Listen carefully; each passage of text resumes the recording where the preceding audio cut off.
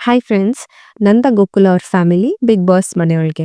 ಹೌದು, ನಂದ ಅವರು ಅವರ ಧರ್ಮಪತ್ನಿಯಾದ ಗಿರಿಜಾ, ಮಕ್ಕಳಾದ ಕೇಶವ, ವಲ್ಲಭ, ಮಾಧವ ಹಾಗೂ ರಕ್ಷಾ, ಸೊಸೆಂದಿರಾದ ಮೀನಾ, ಅಮೂಲ್ಯ ಹಾಗೂ ಪ್ರಿಯಾ ಅವರೊಂದಿಗೆ ತಮ್ಮ ಕೂಡು ಕುಟುಂಬದೊಂದಿಗೆ ಬಿಗ್ ಬಾಸ್ ಮನೆಯೊಳಗೆ ಹೋಗಿದ್ದಾರೆ.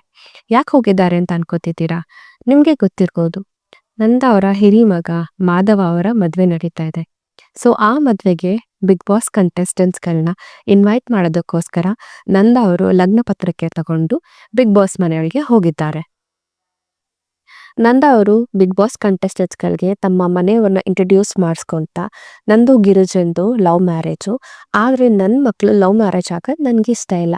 ಯಾಕೆಂದರೆ ಇದರಿಂದ ನಾವು ಸಂಬಂಧಗಳನ್ನ ಕಳೆದುಕೊಂಡಿದ್ದೀವಿ. ಆ ಪರಿಸ್ಥಿತಿ ನಮ್ಮ ಮಕ್ಳಿಗೆ ಬರೋದು ಬೇಡ ಅಂತ ಅಂದ್ಕೊಂಡಿದ್ದೆ. ಆದರೆ ನನ್ನ ಎರಡೂ ಮಕ್ಕಳು ಕೇಶವ ಮತ್ತು ವಲ್ಲಭ ಲವ್ ಮ್ಯಾರೇಜೇ ಆಗಿದ್ದಾರೆ. ಆದರೆ ನನ್ನ ಹಿರಿ ಮಗ ಮಾಧವ ಮಾತ್ರ ನಮ್ಮ ಮಾತಿಗೆ ಗೌರವ ಕೊಟ್ಟು ನಾವು ತೋರಿಸಿರೋ ಹುಡುಗಿನೇ ಮದುವೆ ಆಗ್ತಿದ್ದಾನೆ. ಇದರಿಂದ ನಮ್ಮ ಮನಸ್ಸಿಗೆ ತುಂಬ ಖುಷಿಯಾಗಿದೆ ಅಂತ ಹೇಳ್ತಾರೆ. ಗಿರ್ಜಾ ಅವರು ಮಾತಾಡುತ್ತಾ, ನನ್ನ ತವ್ರ ಮನೆಯವರು ನಮ್ಮ ಮನೆ ಎದುರುಗಡೆನೇ ಇದ್ದಾರೆ, ಆದರೆ ಅವ್ರ ಜೊತೆಗೆ ನಾವು ಮಾತಾಡೋದಕ್ಕಾಗಲ್ಲ ಅಂತ ಹೇಳ್ತಾ ಭಾವುಕರಾಗಿ ಕಣ್ಣಲ್ಲಿ ನೀರು ತುಂಬ್ಕೋತಾರೆ.